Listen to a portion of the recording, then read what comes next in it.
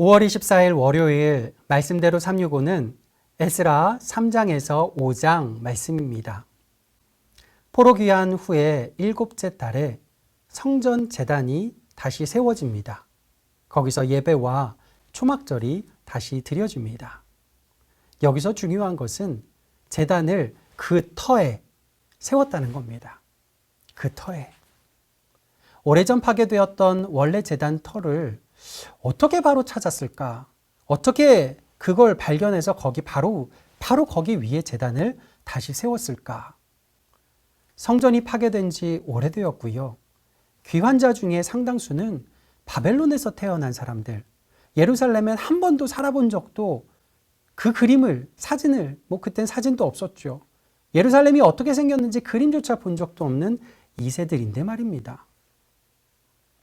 분명히 이들은 포로지에 살면서 성소와 제단에 관한 율법의 자세한 내용과 솔로몬 성전의 식양을 부모로부터 귀가 따갑게 들었던 겁니다. 에스겔 같은 제사장 가문 선배들로부터도요, 철저히 배웠을 겁니다. 왜요? 예레미야를 통해 예언하신 하나님의 말씀이, 그 약속이 있었으니까요. 포로 생활 70년이 지나면 남은 자가 돌아올 거란 그 약속. 그렇게 듣고 배운 바에 더해서 첫 성전을 보았던 이제는 할머니, 할아버지가 되어서 그 아픈 몸, 힘든 몸 이끌고 함께 귀환한 선배 어르신들의 말씀에 귀를 기울였던 겁니다. 신앙의 선배들의 말에 귀를 기울이는 것 참 아름다운 일이죠. 이렇게 시작한 성전 재건은 이듬해 둘째 달에 드디어 기초가 놓입니다. 그 기초를 본 백성들에겐 기쁨과 슬픔이 교차하지요. 바로 그때 방해꾼이 등장합니다. 그동안 그 땅을 차지하던, 그렇게 살아왔던 자들입니다. 이들은 귀환한 이스라엘이 자신들의 기득권을 빼앗아 갈까 봐 미리 겁먹은 거예요. 이스라엘의 대적이 스스로 된 겁니다. 수단과 방법 가리지 않고 계속해서 공사를 방해합니다. 그러나 역사를 섭리하셔서 이스라엘을 귀환하게 하신 살아계신 하나님은 이들의 방해를 물리쳐 주시지요. 이스라엘을 도와주십니다. 이런 지속적인 대적의 방해와 그때마다 도우시는 하나님의 섭리를 보여주기 위해서요. 4장 말씀은 참 구조가 애매모호하게, 그냥 보면 참 애매모호하게 돼 있는데 왜 그러냐면 4장 1절에서 5절까지는요. 성전 공사를 방해한 사건이 나오는데 이어서 4장 6절에서 23절까지는 이때로부터 70년 후, 대략 한 70여년이 지난 에스라 시대에 성전이 아니라 성벽 공사 방해 사건이 나란히 나옵니다. 구분도 잘 안 돼 있는 상태로 나옵니다. 대적의 방해로 성전 공사가 16년간 중단되기도 하지만 하나님께서는 선지자 학개와 스가랴를 보내셔서 재건을 독려하시고 돕는 힘을 주시지요. 그렇게 재건된 것을 에스라 시대 사람들은 알고 있는 겁니다. 그러니까 과거에 방해가 있었던 것, 지금 방해가 있는 것 다 마찬가지다. 그럼에도 하나님 도우시고 힘주시고 역사하신다 말씀하는 거죠.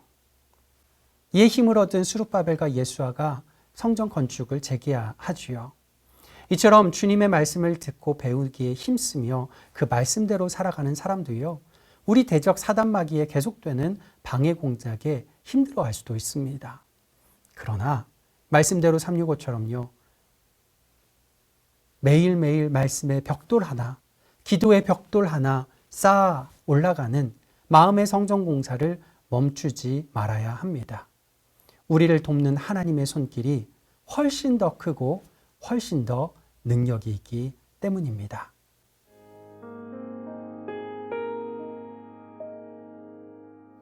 (5월 24일) 월요일입니다. 여러분 한 주간 동안도 주님과 함께 하시는 복된 삶이 이어지시기를 간절히 바랍니다. 오늘은 에스라 5장 1절과 2절을 읽겠습니다.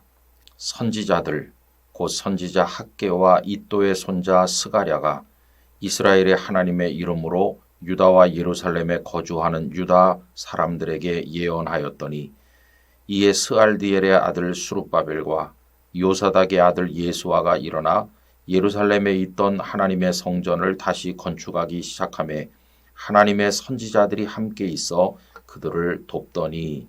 아멘. 우리는 어제 고레스 왕의 명령으로 포로로 끌려갔던 유다 백성들의 일부가 귀환하는 이야기, 그래서 예루살렘 성전을 건축하게 되는 이야기에 관해서 말씀을 나눈 바가 있었습니다. 그들의 가슴이 뜨거웠고 의욕이 충만했지요. 그러나 현실은 냉혹하였습니다. 하나님의 성전을 재건하는 건 그렇게 쉬운 일은 아니었습니다. 우선 방해하는 세력이 너무나도 많았고 집요했습니다. 에스라 4장에 보면 그 방해하는 세력들로 인해서 기초 공사를 하던 성전 재건이 중단된 내용이 언급되어 있습니다. 또 힘들었던 것은 오랫동안 방치됐던 예루살렘의 경제가 다 무너져 있었기 때문에 귀환한 백성들이 살기가 어려웠다는 것입니다. 그래서 이런저런 이유로 인해서 돌아온 백성들은 의욕적으로 성전 재건에 나서기는 했지만 중단한 채로 아직은 때가 아니다, 이렇게 변명과 합리화하는 말을 늘어놓게 되었습니다. 그 내용이 학개서 1장 2절에 다음과 같이 나옵니다. 만군의 여호와가 이같이 말하여 이르노라. 이 백성이 말하기를 여호와의 전을 건축할 시기가 이르지 아니하였다 하느니라. 아직 때가 아니야, 이렇게 말한다는 겁니다. 또 중요한 원인 중에 하나는 하나님의 성전을 재건하겠다는 그들의 뜨거운 마음이, 다시 말하면 하나님을 향한 마음이 식어버렸다는 것입니다. 그래서 자기들의 집은 그럴듯하게 짓고 살면서 성전 공사는 방치한 것이죠. 이에 대한 하나님의 책망이 학개 1장 4절에 나옵니다. 이 성전이 황폐하였거늘 너희가 이때에 판벽한 집에 거주하는 것이 옳으냐, 이렇게 책망하셨습니다. 자신들의 집은 잘 짓고 살면서 성전은 방치해 놓으신 것입니다. 자, 이렇게 되어 있는 상황에서 하나님의 선지자 학개와 스가랴가 나타나서 하나님의 말씀을 그들에게 증거하면서 그들의 마음을 다시 불일듯 일어나게 만들고 격려한 것을 오늘 본문에서 보게 됩니다. 그랬더니 백성들이 다시 힘을 내서 성전 공사를 시작했다 하는 게 오늘 읽은 말씀 아닙니까? 이에 대해서 학개 1장 13절과 14절은 다음과 같이 기록했습니다. 그때 여호와의 사자 학개가 여호와의 위임을 받아 백성에게 말하여 이르되 여호와가 말하노니 내가 너희와 함께 하노라 하니라. 여호와께서 스알디엘의 아들 유다 총독 수룹바벨의 마음과 여호사닥의 아들 대제사장 여호수아의 마음과 남은 모든 백성의 마음을 감동시키심에 그들이 와서 만군의 여호와 그들의 하나님의 전 공사를 하였으니라고 되어 있습니다.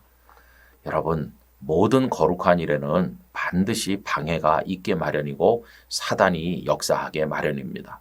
저절로 순탄하게 되는 일은 없습니다. 그래서 우리 성도들은 늘 허리띠를 동여매야 되고 십자가의 정병으로 굳센 결심을 가지고 용기를 내지 않으면 사탄을 물리치고 거룩한 일의 열매를 얻을 수는 없는 것입니다. 여러분, 믿음의 용기를 내야 됩니다. 끝까지 인내해야 됩니다. 어려움을 돌파할 수 있는 그런 마음을 가져야 됩니다. 강해져야 됩니다. 그리고 어려워도 중단하지 말고 뚫고 나가야 됩니다. 그래야 거룩한 목적에 도달할 수가 있게 되는 것입니다. 그런 성도를 하나님께서는 찾고 계십니다. 이 영상을 함께 하시는 모든 분들이 하나님께서 이 시대 필요로 하는 정말 능력 있고 인내심 있고 자신을 들여 헌신하는 하나님의 사람들이 다 되어서 하나님께서 이루시고자 하시는 거룩한 사역을 감당하게 되기를 간절히 원합니다. 아버지 하나님, 저희들이 하나님을 사랑하고 거룩한 일을 하고자 할 때 많은 방해도 어려운 여건도 식어버리는 저희들의 마음도 문제가 되는 것을 저희들이 압니다. 그럴 때 저희 마음을 다시 일으켜 세워 주시옵시고 어떤 어려운 여건도 극복할 수 있는 용기를 주시옵시고 사탄의 화전을 소멸할 수 있는 성령의 능력도 허락하셔서 잘 감당하도록 힘을 더하여 주시옵소서. 그래서 반드시 하나님의 거룩한 도구로 하나님 쓰신 바 되고 열매를 맺게 해 주시옵소서. 예수님의 이름으로 기도하옵나이다. 아멘.